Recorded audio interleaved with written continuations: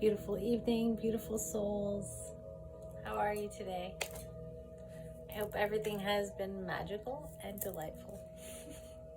Welcome back to Heart Dive with Wylea. Thank you for joining me. Namaste. Today I would like to share my Kundalini journey with you, my awakening, if you will. So there's an energy, in case you don't know, this snake-like light energy that goes from your root chakra, which is down at the base of your spine, all the way up to your third eye, which is here. So it's like a winding up and around, and so a lot of us have had an Kundalini awakening experience, and if you haven't, maybe you will soon. But this is mine, and I'd like to share it with you. So thank you for tuning in. I appreciate it. So how it all started was I was out dancing and to a DJ and just in my groove. You know, dancing is a thing for me personally that frees my soul. When I'm dancing, it's just me and the music, and everything else disappears for the most part, which is a very freeing experience, and I love it dearly. So it's where I come alive sometimes, is with music. So I was dancing to a DJ, and I met someone, and they had these like light eyes, and it was a pretty cool connection when I looked in them, but nothing really. I didn't think anything of it. Went home. And it's the day and age of technology. So on Messenger, I got a message from someone I didn't know, and he identified himself as the being that I had danced with. And I was like, oh, okay, cool. And we started messaging back and forth, and he said, "You dance like my future wife." And I was like, what? And as soon as he sent me that text, it was the weirdest thing. I had this energy that transferred from my root up to my heart and exploded out my heart. It was like this intense, vibrant, light energy, like electricity that went from here and just busted me wide open. No idea what to think about it. Didn't really know what it was. I was like, what was that? You know, so had that. And then he asked me to go to Guatemala with him. He was moving down there, so I did that, and that was a pretty epic experience. I really enjoyed it. And then I flew back to California from Guatemala and got back to my normal life and was meditating deeply, and I had the second half of my Kundalini awakening. I didn't know it could happen in two parts.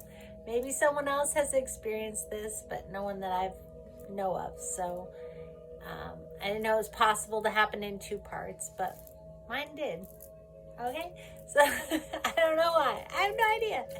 And so the second part was I was deep in meditation.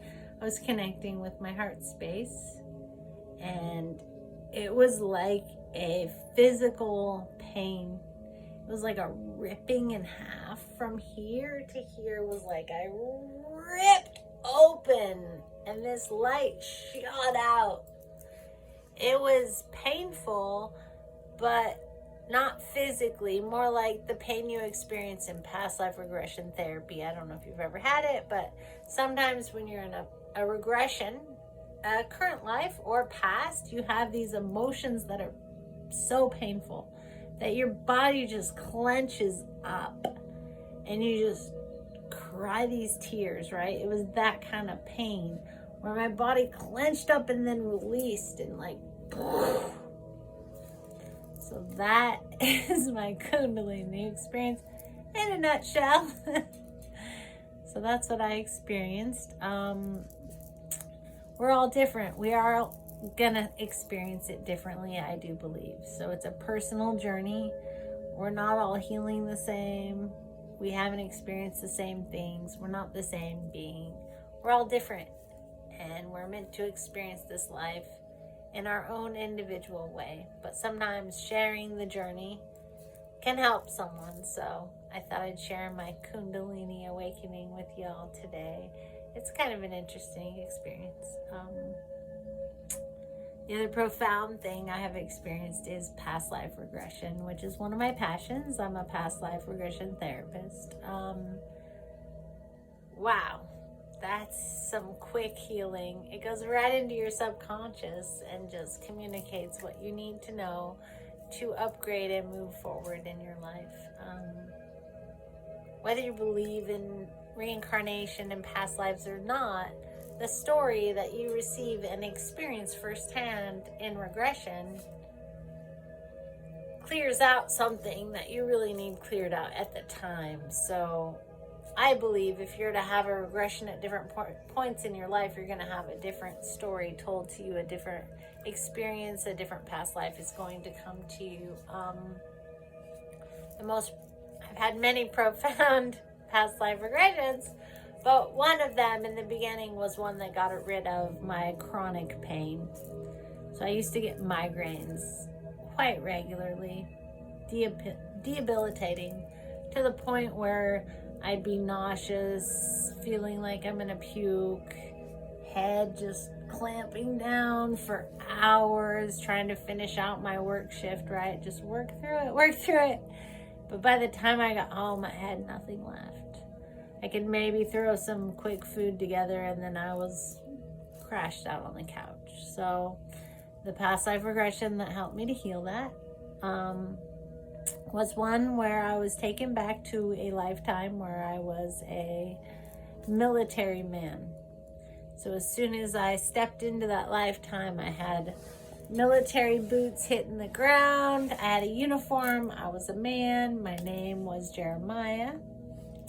And I was part of a military person that lived in Europe. And we were headed to an island to take slaves. Yeah. And I didn't want to do it. And I was totally against it. And I knew I couldn't say anything while I was in Europe. I couldn't tell anyone because this was what we were sent to do, right? And I thought maybe when I got to the island where we're taking these slaves, maybe I could talk sense into people, like relate to them on a human level of like, so when we got there, I was like, this could be your mother. This could be your grandmother. This could be someone in your family. How would you feel? Are you still going to take these people? Yeah, they didn't like that. So I got like the butt of a gun to the back of the neck. So that's where my chronic pain was. And I came into this life with that pain as an infant. And nobody knew I was in pain. So I created a false belief that I was unloved because nobody helped me with my pain. But once you experience that, you can heal it. So I've gone back and I have forgiven those people and surrounded us all with love and realized that I really was loved. Just because people don't know doesn't mean they don't love you. But we create all our most prominent core beliefs between 0 and 40 years old. So 0 to 4 is where we create these beliefs that go deep into our subconscious, our survival beliefs. And if we don't change them, they're always going to be running us from the background. So these beliefs that no longer serve us as an adult continue to run our lives, even though we don't know it. We're running off of them. No, I can't do that. I won't be safe. We're just protecting ourselves. It's not a big deal, but we aren't consciously aware of it because it's coming from the subconscious mind. So in case you don't know, the conscious mind is only a little percentage here at the top. The subconscious is this whole thing at the bottom. It's like a pyramid. And just the very top is what we're aware of. And the rest is just this storage bank of information and knowledge and experiences that we are forming our beliefs from. That's where our life is coming from, is these core ideas and beliefs about life. So if you can access them, you can clear them out. So I was able to do that. You can do visualization and meditation on these things and affirmations. These all help. They're beautiful. They're amazing. You can do affirmations every day, all day, and eventually it will clear some stuff out. But hypnotherapy, honestly, is a little quicker. And then you can add some affirmations to kind of clean it up. Like, ooh, let's finish that out, you know. So it's been very powerful to not have chronic pain of migraines and need Advil and all this crap, you know, that I didn't actually need. I needed to understand what was going on inside of me. So it was a huge realization. So yeah, Kundalini awakening was a amazing experience. It really opens your third eye because the energy ends here, right? So it busts you out. So the third eye is all about seeing the unseen, understanding the world as it really is instead of being caught up in these dramas and these ideas about life, these stagnant old ideas from being a child. Those don't serve you anymore, but we have to become aware of them if we want to change them. We have to delve into our subconscious. Another thing I wanted to talk about today, third item, oh yeah, just kidding, is feelings. So your feelings are actually something to pay attention to listen to. They're here to guide you, really. I know we haven't been taught that. Here in the West, we're taught to stuff it down.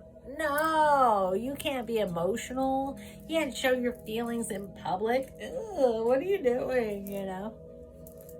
But we actually need to acknowledge them and listen to them because they're really important and they're telling us many things about the world around us and about who we are and who other people are and how to be in the world and how to process it. You know, we have to process our daily lives through our emotions.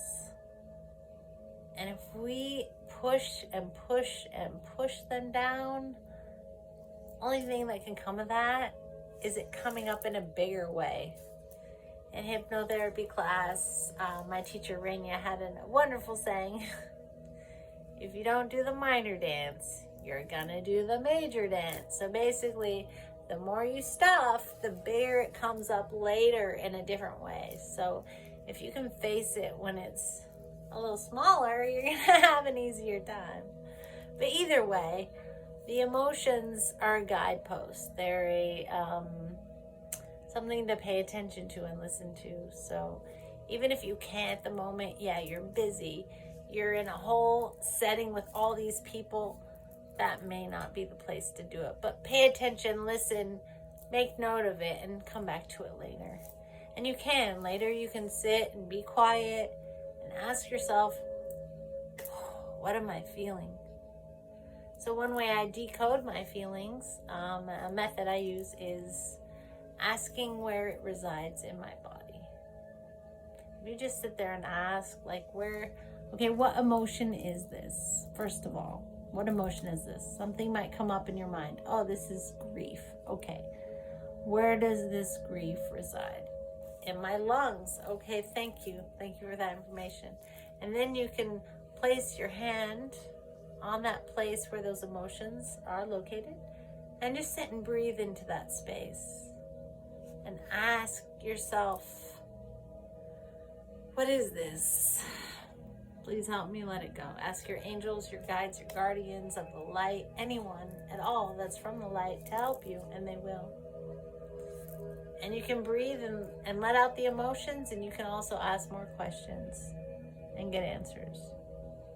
Sometimes it will be visual, audio, kinesthetic, whatever your main thing is usually how it comes through.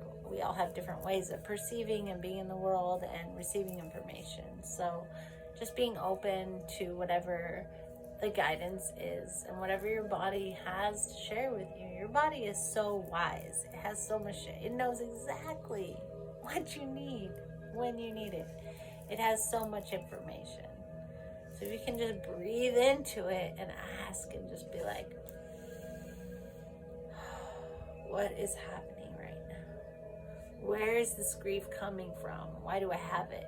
Is it current life? Is it past life? What is happening now? Sometimes you need more information. Sometimes you don't. Sometimes the emotions will just come up and they'll release. And you can let them go. And other times you actually need the backstory. So each time's a little different.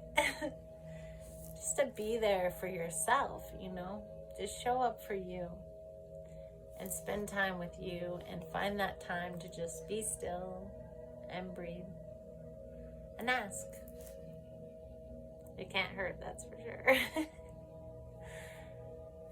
Your tears are the rainbows of your soul. And if we don't release these rainbows of our soul, we're going to be so clogged up and reactionary in the world. The point is to be an actor, not a reactor. So we're reacting when the emotions are big and we don't understand them, right? So when we're reacting in the world, we're just lashing out and saying the first thing that comes to us. Somebody's angry, we get angry back. If somebody is sad, we get sad back. We tell them our sad story. Can't really be there for people if you're caught up in your own emotional response. But if you're dealing with your emotions on a regular basis and processing them, you can actually show up for someone. You can actually be there without being caught up in your own story, your own emotions. You can hold space and say, what is really going on, you know? You can be compassionate and loving and kind if you've dealt with yourself first. Someone may be angry, but it's not going to spark your anger if you dealt with it. It's a great place to come from. A lot of people talk about the wheel of karma, right? And change and all that. So that's all on the outside. And as you meditate and let go of these emotions, you'll go more to the center of the wheel where the peace resides, where you can stay at peace and be in the world. Yeah, you're going to get still riled up. I'll tell you what. Never going to be perfect, but it gets better, right? Degrees of peace, degrees of showing up in the world without reacting. Instead, you're acting, you're choosing how you're going to show up. You're choosing how to respond rather than being triggered by your own trauma all the time. We all have trauma. We all have history. We all have shit that's happened to us. It doesn't matter what walk of life you come from. We are human beings having human experience. Well, we're spiritual beings having a human experience, but you know what I mean. Anywho, I just want to share some things with you today. I hope something has reached you. If you have any questions, comments, concerns, please leave them below. Please like, share, whatever you feel. The main thing is just tune into who you are and process your emotions. Or they get stagnant, they get stuck, they get built up, and that's what causes disease in the body. That's what creates it. Anything we haven't dealt with. Show up for you, deal with you. Write in a journal, just write and write and write and write and write and write and write until you can't write anymore. That lets it out. Cry and cry and cry and cry and cry and shake and cry until you can't cry anymore. Do whatever is calling you. I've had moments where I'm angry and I throw rocks, but you wait till you're out in nature and you throw the rocks. You don't do that when you're in like suburbia and shit, you know? Like you find the right place and time, but it's important to show up for you and deal with it and express it. Let it out of you. Don't let it hold you back. Don't let it make you different than who you really are. Your authentic self wants to come forth. We have to get out of our own way and allow it. Thank you for being here. Much love and light. I hope something has helped someone. And I hope you're having a fantastic journey because life is to be enjoyed. Bliss out, y'all.